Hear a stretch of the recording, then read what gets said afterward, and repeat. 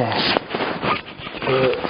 경기 북부지회 설립을 하나님 앞에 감사드리고요. 제가 잠깐 중요한 부분들에 대해서 제 11시 50분까지만 제가 이제 함께 은혜를 좀 나누려고 합니다.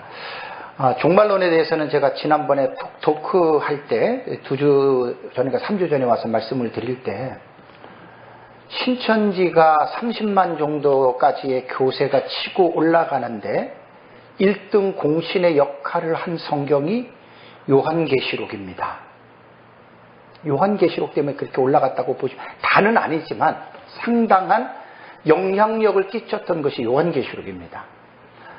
그 빠졌던 사람들 중에 이제 기존 교회 성도들은 자기가 다니는 교회에서 20년, 30년, 40년, 50년을 신앙생활을 해도 요한계시록에 대한 설교를 들어본 기억이 없는 사람이 대다수입니다. 그러니까 계시록 그러면 1장, 2장, 3장, 21장, 22장 설교 빼놓고 4장, 5장도 그 천국에 있는 성전의 그 내용 빼놓고 6장부터 첫째 인을 떼고 둘째 인을 떼고 7인, 7나팔, 7대접, 본경과 중간에 들어가는 삽경, 막간계시들 이러한 것들에 대해서 들어본 경험이 거의 없다고 하는 사람들이 대다수였습니다.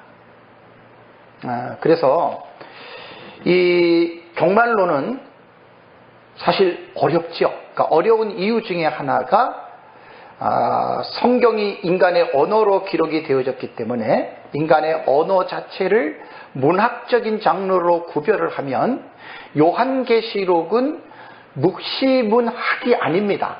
참 무천년주의자들 같은 경우는 대다수가 묵시문학이라고 그러는데 그 참 너무너무 안타까워 죽겠어요. 묵시문학 아닙니다. 묵시문학의 정의는 저자가 미상이 돼야 되고 묵시문학은 특별계시가 아니에요. 그러니까 이스라엘 백성들의 중간기 시대에 주 2세기부터 AD 1세기까지의 그 동족들을 위로하기 위해서 쓰여졌던 익명의 저자들이 쓴 글들을 그 문학적인 장르를 묵시문학이라고 하는데 어떻게 요한계시록이 묵시문학이 됩니까? 그러니까 묵시문학적인 장르에 속하고 묵시문학적인 요소를 가지고 기록한 것이 요한계시록이에요. 그러면 아포칼립 들어가는 그 묵시라고 하는 계시문학이라는 말이 뭐냐? 감춘 것을 드러내잖아요. 아포칼립시스 그러면 이 묵시문학이라고 하는 것은 문학적으로 우리가 기본적으로 공부해야 할 내용이 있어요. 그래서 그냥 요한계시록을 무조건 덥석 들어가가지고 공부를 하면 이제 이렇게 거의 대다수가 이렇게 공부를 했어요. 내가 연구를 하다 보니까 상당히 가슴 아픈 일입니다. 계시록 거의 제대로 깨달을 수 없습니다. 그렇게 공부를 하면. 그래서 묵시문학이 무엇인지에 대한 기본적인 이해를 하면 왜 여기에서 암호의 의미, 어떤 비밀적인 묘사를 했을까라고 하는 게 이해가 됩니다. 그건 제가 생략을 하겠습니다. 그리고 이제 이 종말론은요, 이제 기독교의 그 조직신학에서 7가지 파트가 있잖아요. 성경 서론이 있고, 그 다음에 신론, 인재론, 그 다음에 기독론, 구원론, 그 다음에 교회론, 그 다음에 말세론, 종말론이 있잖아요. 이 조직신학에서 가장 발전되지 않은 게 마지막 종말론입니다. 이건 뭐 지금 무천년, 전천년 해가지고 세대주의 해가지고 뭐 말들을 하지만 이제 목사님들이 계속 공부해 보시면 알겠지만 정말 이건 기가 막힐 정도로 너무너무 안타까운 현실입니다. 저도 처음에는 이거를 못 봤어요. 이번에 책을 써내고 2달 지나면서 이제 2달 반 됐는데요. 너무나 내가 더 큰 사명을 느껴요. 차라리 책을 안 썼으면 그냥 이렇게 하다가 그냥 내가 죽으면 되지 했는데 책을 써놓고 나서 계속 그동안에 기도하면서 이거 진짜 보통 문제가 아니다. 이제 그것이 이제 4월 달부터 제가 서울에서 강의하는 내용, 오늘은 이제 그 전부 다 아웃라인만 탁탁탁 간략하게 하고 4월 달부터 제가 서울에서 강의하게 되면 이제 그 부분을 집중적으로 강의하는 데만 제 강의를 한번 들어보세요. 멘붕이 됩니다. 멘붕. 도대체 신학교에서 뭘 가르쳤나? 이건 사실이기 때문에 그래요. 그러니까 이거를 나도 몰랐어요. 근데 제가 말하는 걸 들으면 100% 수긍이 갑니다. 신학교에서 이 요한계시록에 대한 이 부분들을 명쾌하게 클리어하게 가르친 학교들이 거의 없다고 보시면 됩니다. 그러니까 목사님들이 신학교에서 가장 중요한 파트인 요한계시록에 대한 이 종말론이 정리가 안 되고 나왔는데, 또 성경을 보다가 성도들에게 가르쳐야 되는데, 그러니까 헤맬 수밖에 없는 거예요. 저는 학자도 아니고 디플로마고 난 아무것도 아니에요. 난 무명한 사람이고 아무 능력도 없는데 제 눈에 이런 것들이 들어오는 거 제가 깜짝 놀랐어요. 그래서 이제 다음번에 쓰는 책에 서론 부분에 이 내용이 이제 다 들어갑니다. 오늘 간략하게 말하는 이 내용들을 좀 자세하게 풀어서 여러분들 이제 들어보시면 충분히 여러분들이 공감합니다. 자, 원래 종말론은 이렇게 됩니다. 예수님이 승천하시고 사도들을 통해서 복음이 전파됐어요. 그 다음에 그 사도들을 통해서 또 복음을 받아들인 사람들을 우리는 속사도라고 하잖아요. 그죠? 초대 교부 시대가 됐어요. 이게 2000년이 이제 지나왔거든요. 그래서 예수님 당시 때에는 신학 자체가 정립이 안 됐어요. 사도 바울 당시에도 정립이 안 됐어요. 그러면서 이제 시간이 지나면서 신학은 자꾸만 정립이 되기 시작했고, 신학이 정립되어지는 과정 속에서 이제 논쟁과 다툼이 일어나게 되고, 어떠한 주제에 대해서 이것이 옳으냐 그르냐에 대한 싸움을 하다가 이제 정통적인 입장에서는 너는 이단이야 정죄하게 되고, 초대교회의 7개의 공회가 있습니다. 그게 이제 신론과 기독론에 대해서 상당히 아다나시우스회 같은 그 인재론 같은 건 이단 사상이잖아요. 그죠? 그러면 이제 그렇게 해가지고 사실 그 시간이 흘러가면서 교리가 그렇게 체계화되고 확립이 되어진 거예요. 우리 시대에 어느 날 갑자기 조직신학이 딱 떨어진 게 아니에요. 초대교회 때부터 우리의 신앙의 선진들이 그러한 노력을 통해서 하나님의 말씀의 올바름과 그릇됨을 우리 신앙의 선진들이 그렇게 해왔습니다. 우리는 정말 감사해야 됩니다. 우리가 개혁신학을 하면서 그러한 어떤 고민 없이 정말 우리는 정말 귀한 엑기스만 받아서 우리가 신학이라고 하는 것을 정립했다라고 하는 것은 정말 하나님한테 감사해야 됩니다. 만약에 지금이 초대교회 시대라고 생각해 보십시오. 진리 문제 때문에 싸움하느라고 정신이 없습니다. 예수가 신성이냐 인성이냐 뭐 같이 갖고 있느냐 하나만 갖고 있느냐 이것 가지고 팍 터지게 싸우는 게 그게 바로 교리사의 역사예요. 그런데 이제 안타까운 것은 뭐냐면 종말론 파트로 들어가 보면 종말론이 언제 진지하게 논의가 돼가지고 마치 신론, 인재론, 기독론, 구원론, 교회론과 같이 이렇게 많은 학자들이 머리를 맞대가지고 뭔가의 하나의 어떤 공감대를 형성해서 종말론을 이렇게 발표한 적이 기독교 역사상 있습니까? 난 없다고 봅니다.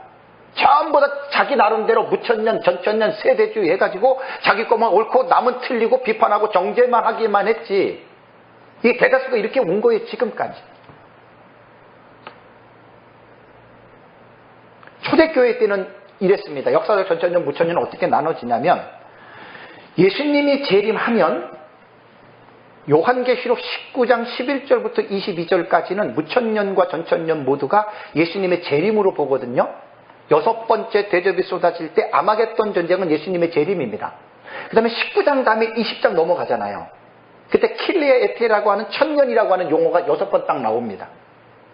그 천년이라고 하는 용어가 천년 왕국이라고 하는 종말론적인 신학적인 문제가 대두가 돼서 사도 요한 이후부터 지금까지 천년이라고 하는 이 두 단어 때문에 킬리아 에테라고 하는 이 두 단어 때문에 지금까지 교회가 나눠지고 싸우고 또 어떤 사람은 그냥 뒷짐지고 있고 아예 모르고 지금 이렇게 혼란한 상황 가운데 있는 거예요.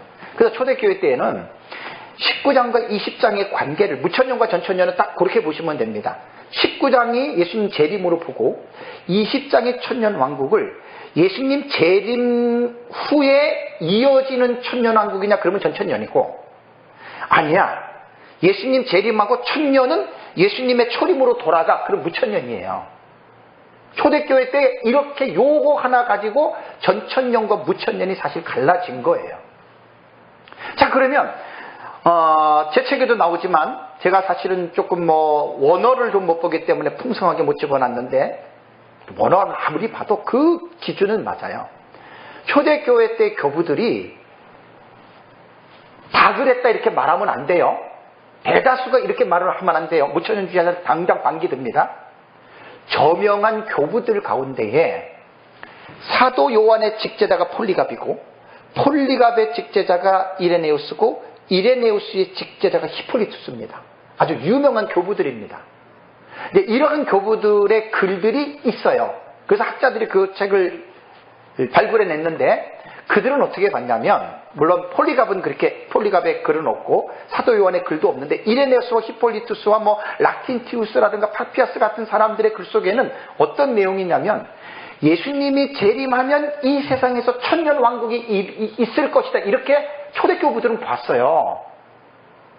그게 구약 성경에 예언되어진 메시아 왕국, 메시아가 왕으로 통치하는 천년 왕국, 이것이 초대교회 교부들은 자연스럽게 그렇게 봤다는 거예요. 근데 2, 3세기까지만 해도 천년왕국이 없어라고 하는 설은 안 나와요. 쉽게 말하면 무천년의 학설은 2, 3세기 초대교회에는 안 나타나요. 그럼 여기서 여러분 되게 중요한 게, 이레네우스와 히폴리투스는 도대체 누구한테 배웠길래 예수님 재림하면 이 땅에 천년왕국이 있다고 말을 했을까요? 그들의 스승이 있잖아요. 그들의 스승을 추적해 올라가면 폴리갑이 나오고, 폴리갑의 스승이 요한계시록을 기록한 사도 요한입니다. 뜬금없이 내려올 리는 없어요. 그죠? 이건 제가 전천년 입장에서 제가 확신을 갖고 말씀을 드리는 거예요. 어거지도 아니에요. 그러다가 이제 천년왕국에 대한 부정적인 여론이 형성이 됐는데 제 책 서론의 요약을 좀 잘 해놨습니다. 그래서 천년왕국이 클레멘트와 그 알레고리, 오리겐에 의해서 이제 문자적 해석을 무시하고 풍유적 해석, 알레고리칼이죠. 위험한 거거든요. 그런 해석으로 문자적 천년 왕국주의를 오리겐이 비판하고 비난하기 시작했습니다. 왜냐하면 그때 너무나 잘못된 일들이 있었기 때문에, 몬타누스주의라든가 이런 것 때문에, 부정적인 영향 때문에 이제 그렇게 됐고요. 그러다가 이제 어거스틴 때에, 어거스틴에 의해서 무천년의 종말론이 사실 확립이 됐다라고 보시면 됩니다. 그러면 그건 뭐냐면 간단하게, 천년 왕국은 19장에서 20장 이어지는 문자적 천년 아니야. 그거는 상징으로 해석해야 돼. 그래서 그 기간은 언제냐? 예수님 초림부터 예수님 재림 때까지 신약 시대 전체의 천년 왕국을 말하는 것이다. 이렇게 어거스틴이 이제 결의하고 나서, 그 전부터는 뭐 그런 움직임이 있었지만, 그러고 나서 이제 이렇게 종말론이 이렇게 갈라지기 시작된 거예요. 그러고 나서 이제 중세기를 거치면서 무천년이 거의 득세했죠. 종교개혁가들 거의 70% 이상이 무천년입니다. 그래서 개혁신학을 전공한 분들 같은 경우는 개혁신학의 종말론은 무천년이다라고 이야기를 하는데, 신원균 교수 있잖아요. 신원균 교수가 그 웨스트민스터 신학교 밴드의 그 대신 신학교의 조직 신학 교수인데, 상당히 이 웨스트민스터 쪽에는 제가 볼 때는 우리나라 거리자라고 말해도 틀리지 않을 정도로 대단한 분인데, 그분 글을 내가 이렇게 보거든요. 개혁신학을 정통적으로 깊이 있게 한 사람은 종말론은 개혁신학의 입장이 뭐냐? 무천년이라고 말을 합니다. 대부분이 그렇게 얘기를 합니다. 그런데 저는 노라고 말을 합니다. 그건 편파적인 견해예요. 그렇지 않아요. 전천년의 견해도 소수지만 계속해서 맥을 잇고 와요. 이제 이런 것들을 학자들이 그 고대 문헌을 통해서 이걸 발견해내야 되는데, 저는 학자가 아니니까 이런 걸 못 발굴해내는 거예요. 근데 나는 확신은 있어요. 그렇게 지금 내려온 거예요. 그래서 사실 지금은 천년 왕국을 기준으로 해서 예수님 재림 후에 있느냐 없느냐, 이제 그렇게 사실은 지금들 그렇게 기준이 돼가지고 나름대로의 이제 그 무천년과 전천년의 신학을 이제 세대주의를 발전시켜 왔는데, 이제 문제가 되는 게 뭐냐면, 그렇다면 무천년이 뭐냐? 그럼 그거 하나만이냐? 천년 왕국이 현천년으로 상징적인 해서 그거 하나만이냐? 아니죠. 종말론에 관계된 다니엘서와 요한계시록에 나타난 내용들 자체를 해석하는 기저가 달라요. 기저가.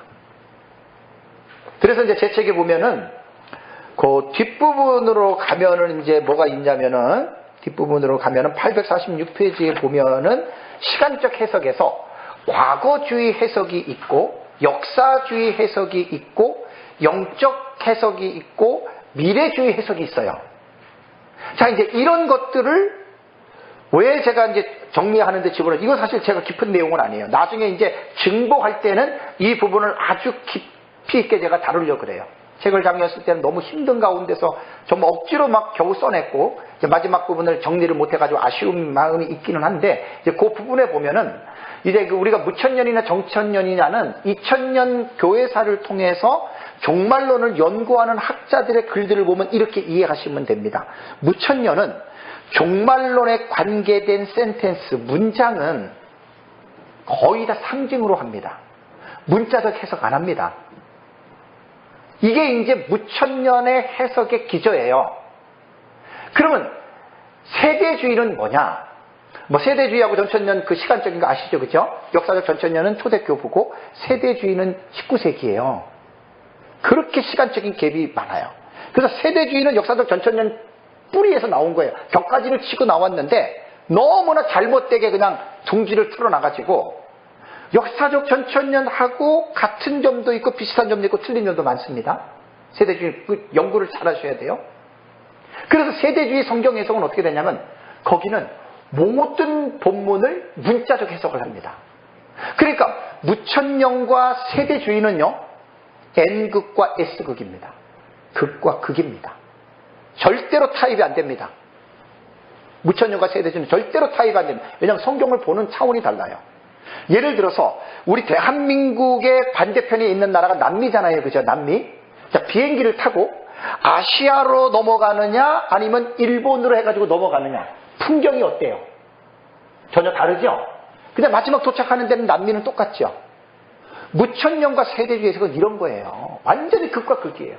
그러니까 대화 자체가 아예 안 돼요. 그럼 역사적 전천년은 뭐냐?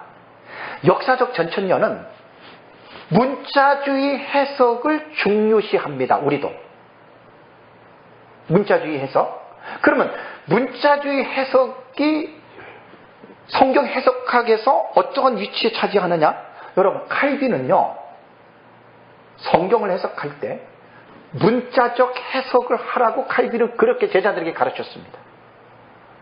상징의 해석은 기독론에 있어서 예수 그리스도에 대해서 타이폴로지라고 모형론이 있어요. 그 기독론에 한해서만 상징으로 해석을 하되 너무 지나치게 하지 말아라. 제가 본 책에는 그렇게 본 게 있어요. 그러니까 다음번에 내는 책에는 칼빈의 그 글을 제가 인용하려고 그래요.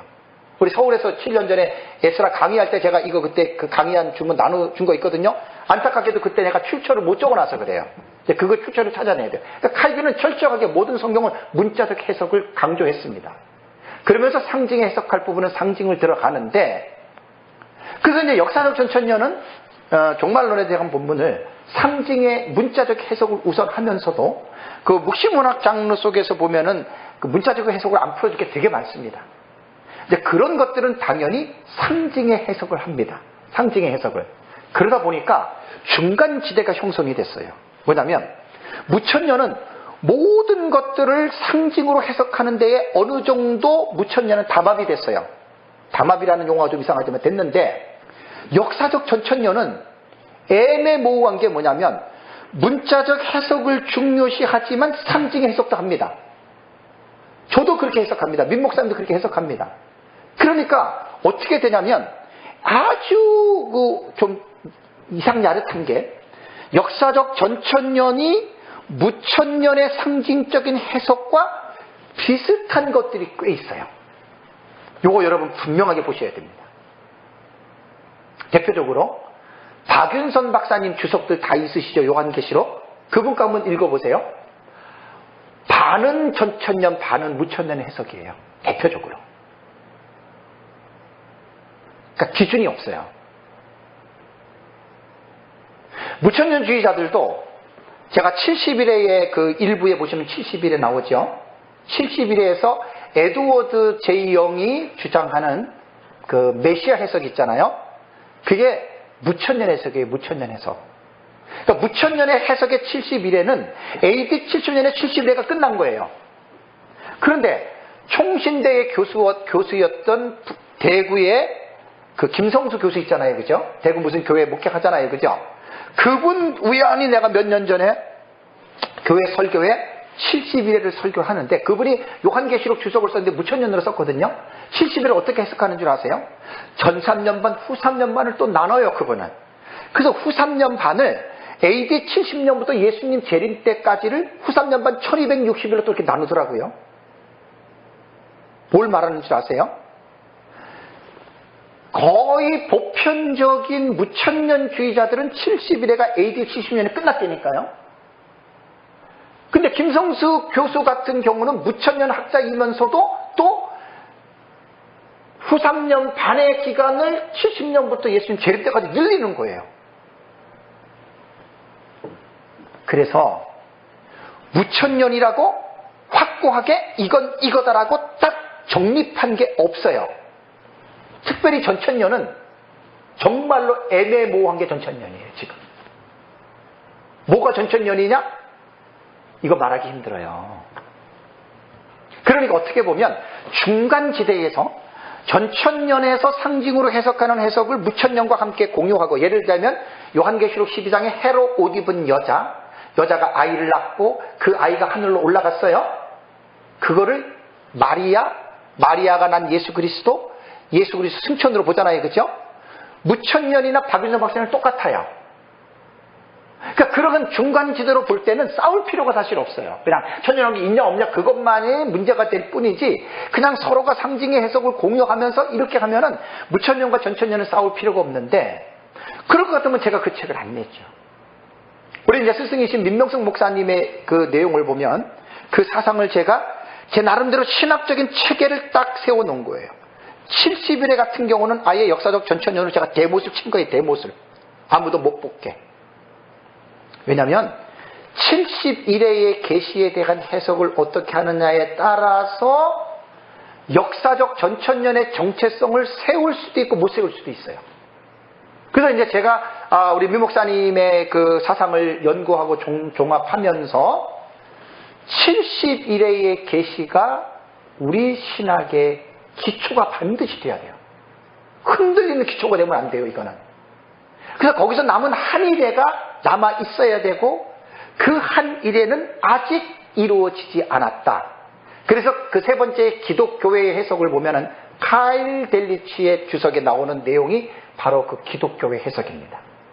기독교회 해석도 상징으로 해석을 하지만 특이한 게 뭐냐면 한 일회를 미래적인 관점으로 봐요.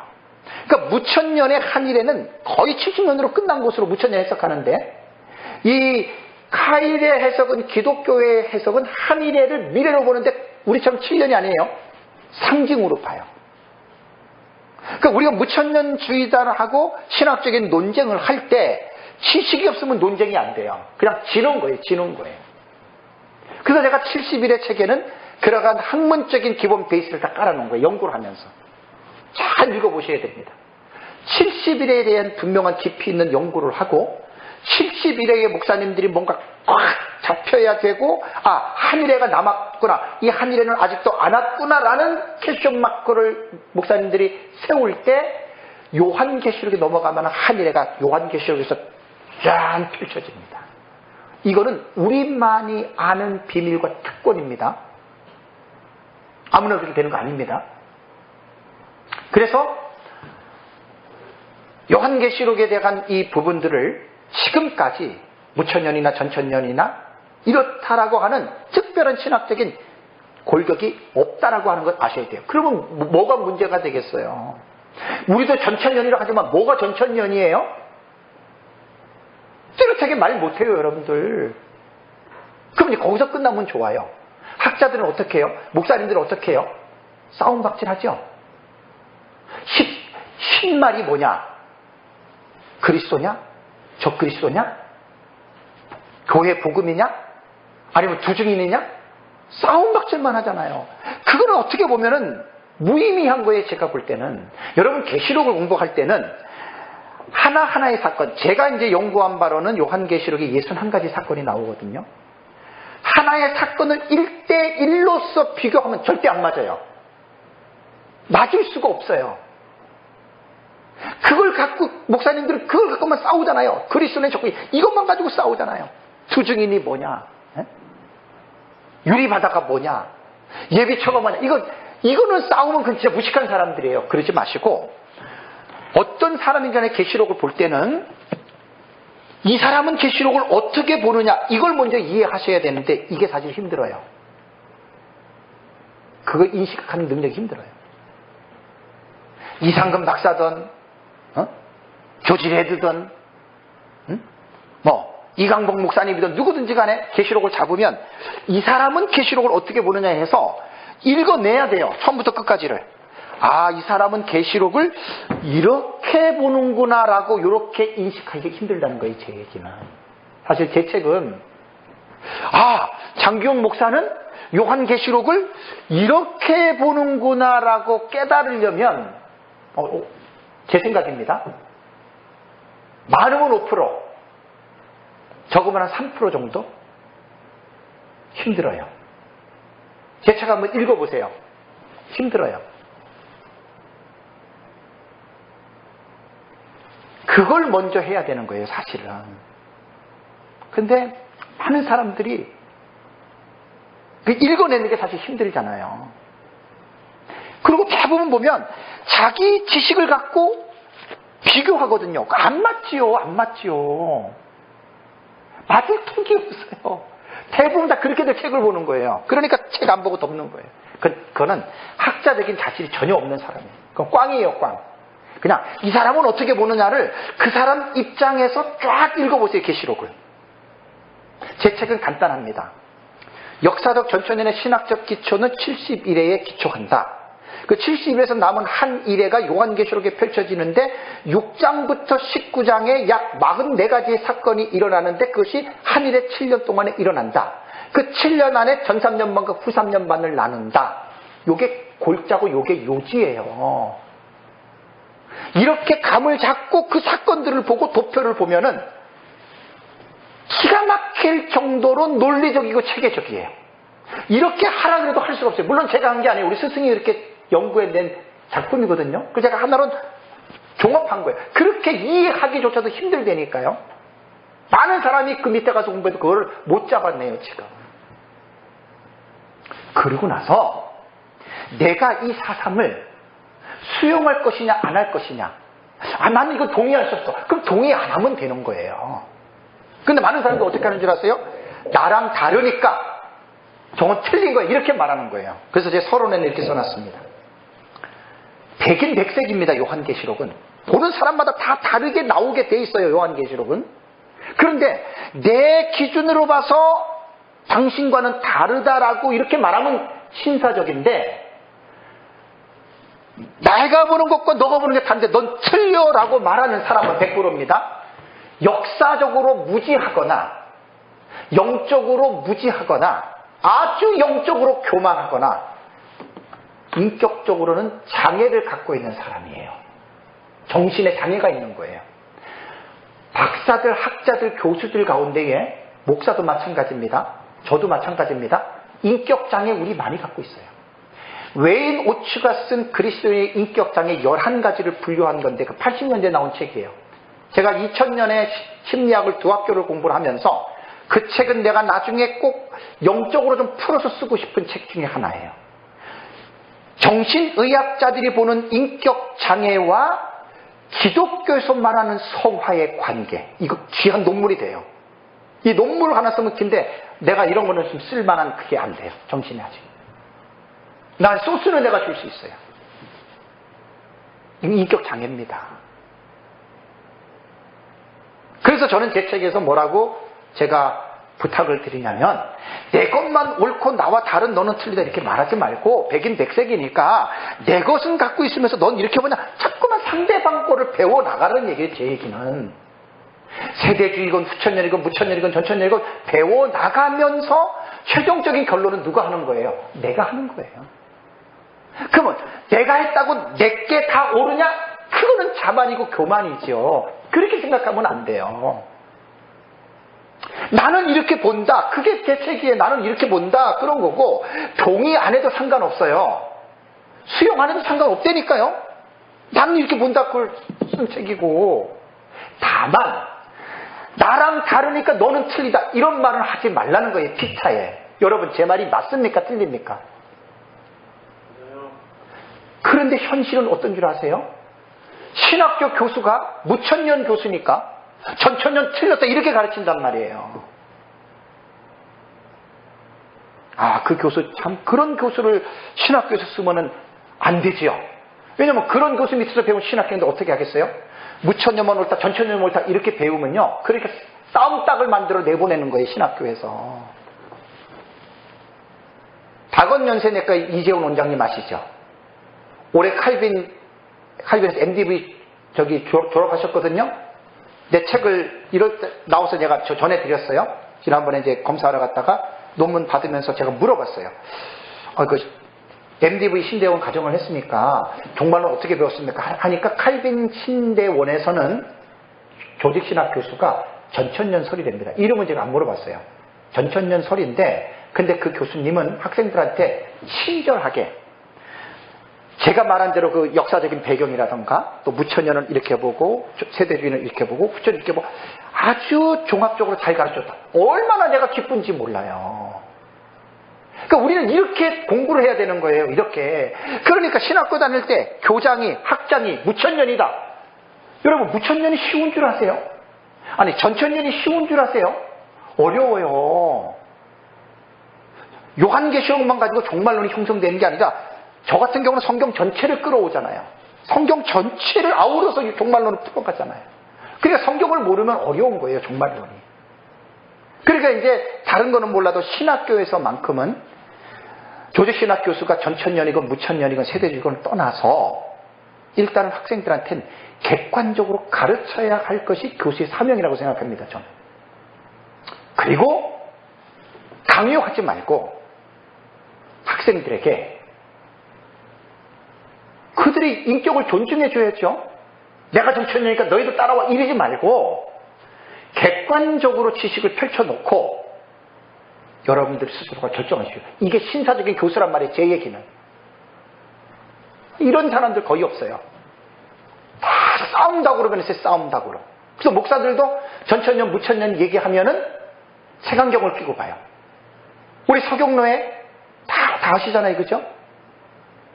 고려파 서건대 목사님 무천년이잖아요. 거기서 제가 전천년을 했으니까 사람들이 전천년 한다 그러면 어떻게 생각하겠어요? 별 기가 막힌 일을 제가 꼭 겪고 있는 사람이에요. 그건 아니에요. 그건 진짜 아니에요. 무식하면 담대하다고요? 여러분 아닙니다. 학문적으로 역사적으로 접근을 하셔야 돼요. 그래서 제가 시간이 좀 아쉽네요. 요한계시록은요, 신학적으로 먼저 읽어내야 돼요. 자, 신학적으로 읽어낸다라고 하는 말은 어떤 성경이든지 간에 성경에 대한 내용은요, 주경신학, 조직신학, 역사신학, 실천신학 입장에서 성경 본문을 이해를 해야 됩니다. 이게 신학적 읽기예요. 이 신학적으로 읽어낸 이 성경을 목회론적으로 목사는 읽어내야 돼요.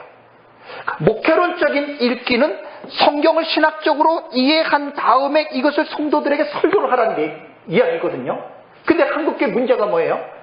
목사님들이 요한계시록을 신학적으로 읽어내는 데를 실패했어요. 조금 전에 말씀드렸잖아요. 무천년이 뭐야? 전천년이 뭐야? 정체성이 없어요. 그리고 무조건 목회론적으로 읽어내고 가르치기만 하죠. 그 가르침이 얼마나 허술한 줄 아세요? 와, 제가 이번에 책을 쓰고 나서 이거 기도하면 얼마나 너무너무 내가 막 가슴이 뜨거워지는 거예요. 엄청난 모순을 갖고 있습니다, 지금 한국교회가. 신학교에서 교수들이 먼저 요한계시록을 신학적으로 올바르게 읽어낼 수 있는 교육을 해야 되는데 그렇게 한 신학교 교수들이 얼마나 되겠습니까? 제가 볼 땐 거의 없다고 봅니다. 우리 때도 그랬고 후배 선배 물어봐도 그렇고 요한계시록 신학교에서 그걸 어떻게 배워요? 그냥 교수의 사상에 따라서 그냥 가고 그러잖아요. 그러니까 목회론 쪽으로 못 읽어내니까 설교를 못하는 거예요, 목사님들이. 그래서 그랬대요. 이번에 제가 정확하게 이 부분이 인식이 됐어요.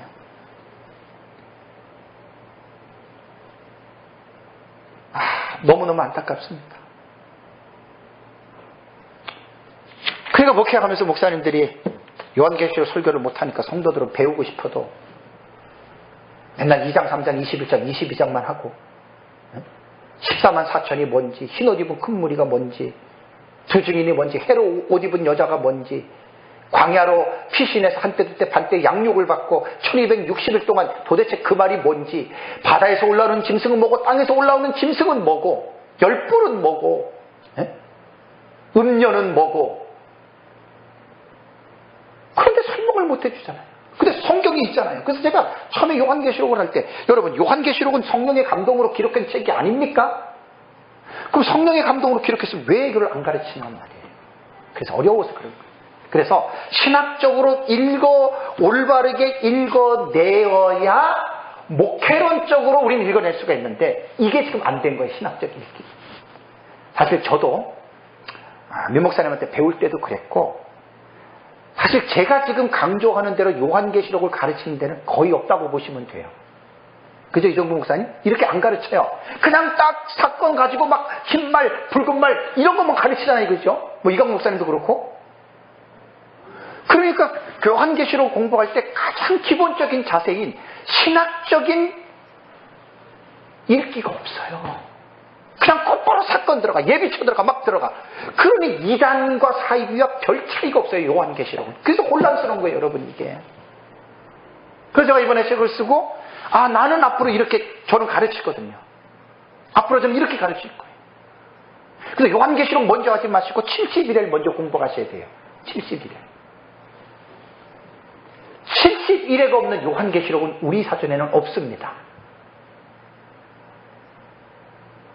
그래서 저는 체계적으로 공부를 하시라는 거예요. 공부할 때 그냥 설렁설렁 하면은요, 솔직한 얘기로 얼마 못 갑니다. 절대 얼마 못 갑니다. 제가 요한계시록만 서울에서 4, 5년을 했거든요. 한 달에 그때 3번씩 했어요. 그냥 적당히 하는 지식은요, 오래 못 가요. 가다가 끊칩니다. 요한계시록 절대로 적당히 1, 2년 만에 깨달아지는 책이 아니에요. 나중에 이제 뭐 이정 목사님 와가지고 공부하면서 여러분들한테 또 들어보시면 알겠지만, 가끔가다 제가 시간이 되면 올 거예요. 와서 제가 특강식으로 해가지고 제가 중요한 부분은 제가 여러분들에게 좀 말씀드릴 내용들이 있긴 한데, 그럼 하나님 인도하시면 되는 건데, 어쨌든 적당히 배우고 빨리 배우려고 그러면 10중 8구는 그냥 딱 멈춥니다. 그렇게 된 책이 아닙니다. 요한계시록. 제 책은 어쨌든 이거 하나는 여러분들이 생각해야 될 게, 종말론을 전혀 모르는 사람이 제 책을 봤다 그러면 와, 뭐 이렇게 두껍게 쓰고 뭐 그래 이렇게 하는데, 종말론을 연구한 사람들, 특히 무천년이나 전천년들 가운데에 그래도 종말론을 많이 연구한 사람들이 제 책을 딱 보면 이런 말을 해야 돼요. 이거 세대주의 아니야? 이런 말이 나오면 그 사람은 종말론을 좀 아는 사람이고, 뭣도 모르고 이렇게 말하는 사람은 종말론 전혀 모르는 사람이에요. 왜 세대주의라는 말이 나와야 되냐면, 세대주의 해석법에서 한 일회를 7년으로 해석하는 것을 거의 대부분의 세계적인 신학자들이 한 일회를 7년으로 해석하면 세대주의로 몰아붙이는 게 고정화가 됐습니다. 박형용 박사님, 박윤성 박사님도 역사적 전천년이지만 한 일회를 7년으로 해석하는 것은 세대주의 해석이라고 이미 딱 못을 박아놨어요. 무슨 말 이해가 되세요? 자, 제가 이제 앞으로 좀 해야 될 게 뭐냐면, 마지막으로 세대주의와의 우리 역사적 전천년과의 관계를 잘 설정해야 됩니다. 관계를. 세대주의 제가 상당히 비판하잖아요. 그죠? 그렇다고 해서 세대주의를 완전히 커트를 시키잖아요. 수족을 잘라버리고 똑같아요. 앞으로 제가 계속 연구할 건데, 세대주의에서 주장하는 것과 역사적 전천을 주장하는 것이 같은 부분이 꽤 있어요. 비슷한 부분도 꽤 있어요. 예를 들면 71회의 폼 자체는 세대주의 우리가 똑같아요. 비슷한 게 있어요. 그러나 내용은 달라요. 다른 점도 많아요.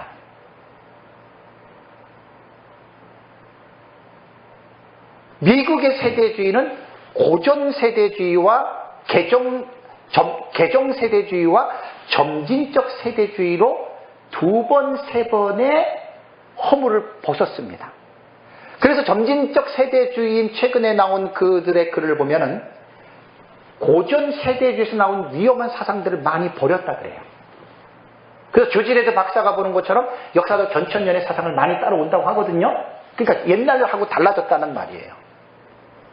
그러니까 이 부분은 제가 나중에 자세하게 또 말씀을 드리고 글로 쓸 텐데, 기독교와 천주교의 관계를 생각하면 여러분들 금방 이해가 돼요.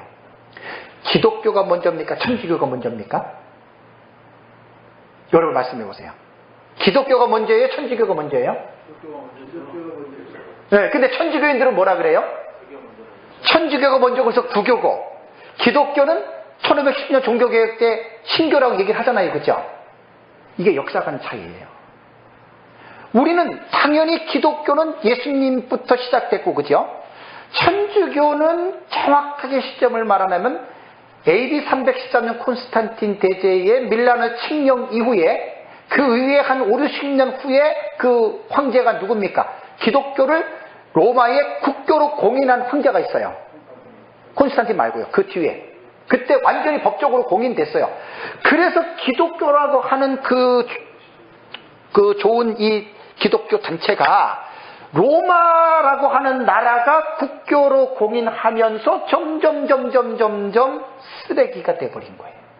이것저것 막 갖다가 우상이고 뭐고 이방인이고 뭐고 막 이방 종교를 끌어다가 이제 혼합시킨 것이 그게 천주교거든요. 그래서 중세의 시작을 그레고리 1세 590년에 그때를 중세 시작으로 봅니다.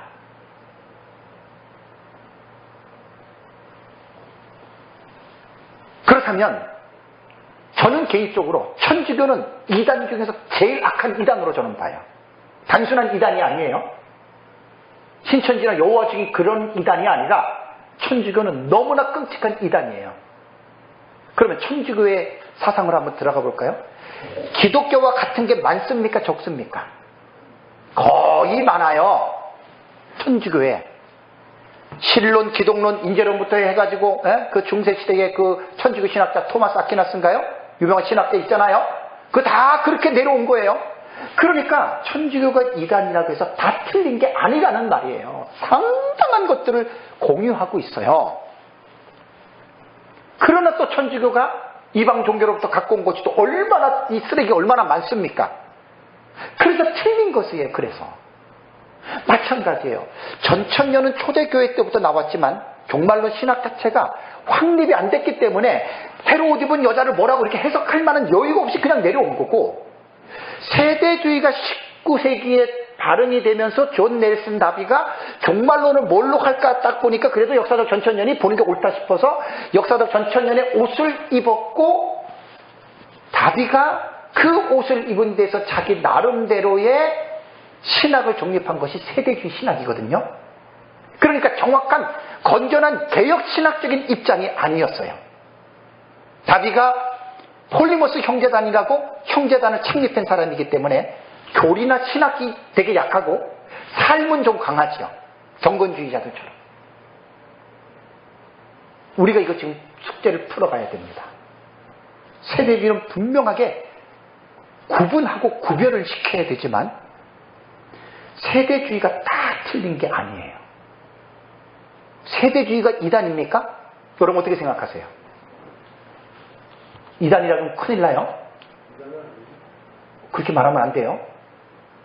지금 우리가 세대주의에서 발끈하는 거는 고전 세대주의고 지금 현 세대주의는 그렇지 않아요. 많이 바뀌었어요.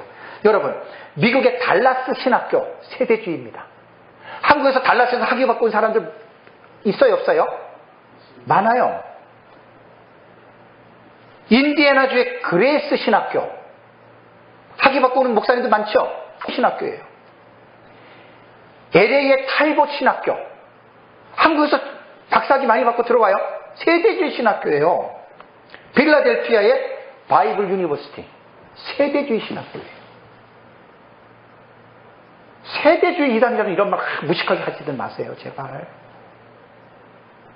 그러니까 세대주의는 역사적 전천년 입장에서 볼 때 많이 잘못됐지만 역사적 전천년이 공유하고 있는 내용을 상당히 공유하고 있습니다. 적그리스도 출현이라던가 전 3년반 후 3년반 나누는 거라던가 우리랑 똑같아요. 제가 이 책을 내면서 마지막으로 말씀드릴게 사명감을 느낀다는 말은 뭐냐면 종말론을 아는 사람들은 민병성 목사님을 세대주의자라고 말해야지 맞습니다. 제가 이 책에는 그런 얘기 하지 말라는 말이에요. 어떻게 한일회를 7년으로 보는 게 세대주의의 작품이냐. 제가 두세 번 써놨어요. 의도적으로.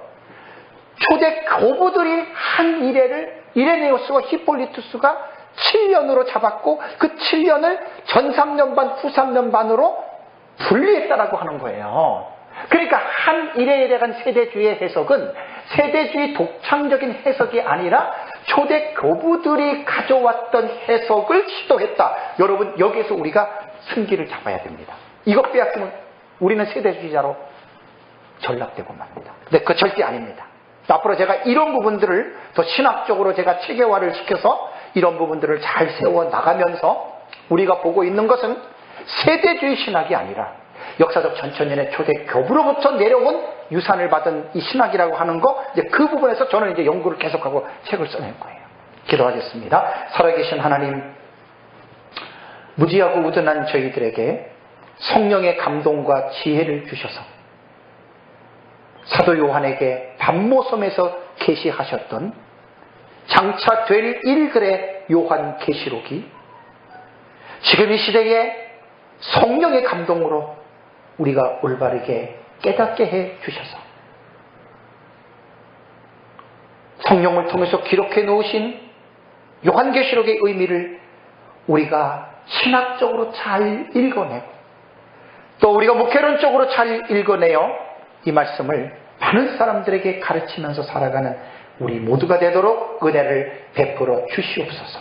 새만남교회에 복을 주시고 또 왕 목사님에게 은혜를 베푸시고 또 이 교회가 또 주의 은혜로 더욱더 아름답게 성장하는 은혜가 있게 하시고 또 우리 조일상 선배 목사님과 또 한계문 목사님, 미정모 목사님 모두에게 복을 주셔서 진리 안에서 서로 사랑을 나누는 귀한 형제들의 모임이 되도록 하나님 복을 주시옵소서.